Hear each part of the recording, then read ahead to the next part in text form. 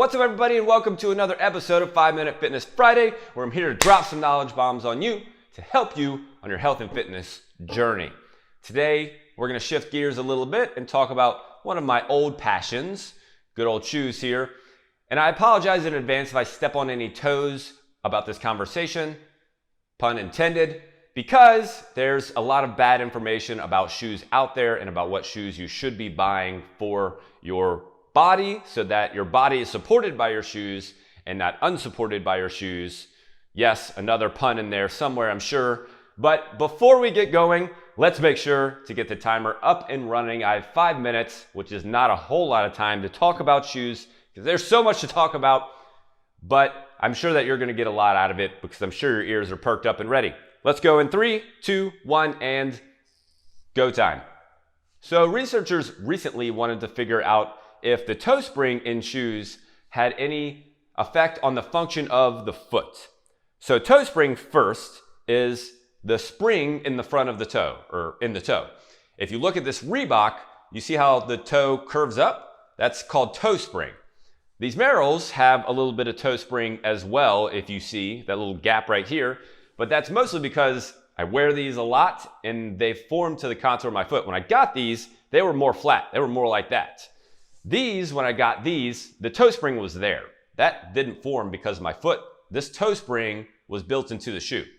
Manufacturers put that there for comfort reasons. And most of the times we buy shoes because we're sold comfort and we're sold support and we're sold self-adjusting and stabilizing and all these fancy terms that shoe manufacturers throw at you so that you believe that the shoe that you're getting is the holy grail of shoes.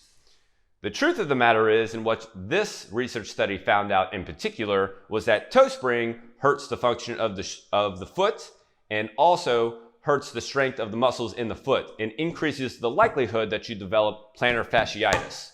That's because your foot doesn't have to work as hard because of this toe spring.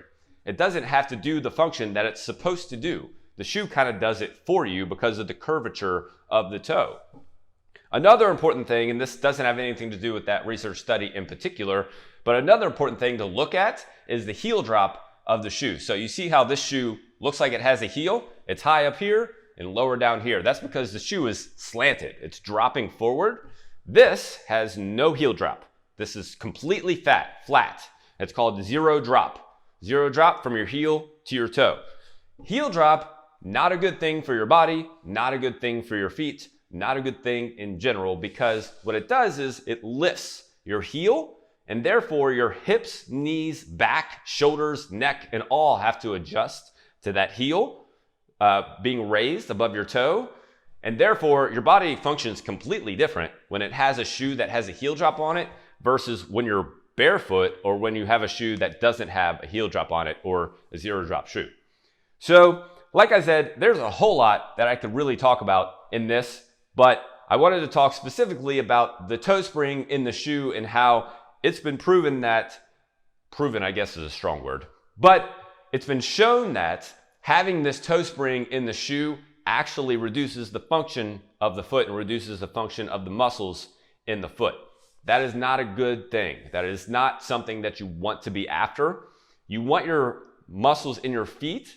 You have lots of muscles in your feet. They're really small muscles and they need to be worked out just like the rest of your body. And the best way to work them out is to have as little support as possible, not to have a big clunky shoe that does all the work for you.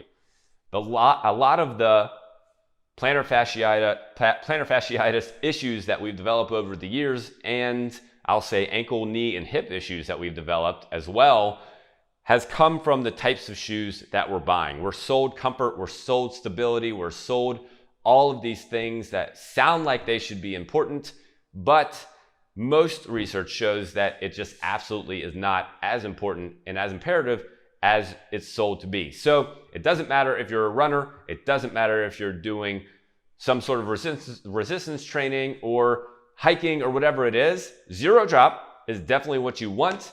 Watch out for that toe spring because like I said, that's going to reduce the function of your foot, whereas the heel drop is going to change the structure of your body literally. It will change the way your body functions. I know this is the norm, So it's hard for me to say that. It's easy for me to say that, but it's hard for you to hear that.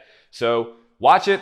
Merrell is a great brand that I always recommend, but New Balance has zero drop shoes as well. I think most companies have zero drop shoes, but Merrell and New Balance are some of the most prolific out there as far as zero drop shoes come. So remember that the next time you go to your next shoe buying experience, and get some shoes that support your body for the long run. Until next time, my friends, here's to your success in health and fitness mastery. Check out more of our health and fitness videos on YouTube, Facebook, and Instagram. Be sure to like, follow, or subscribe so you never miss out on our new content posted daily that contains life-changing strategies.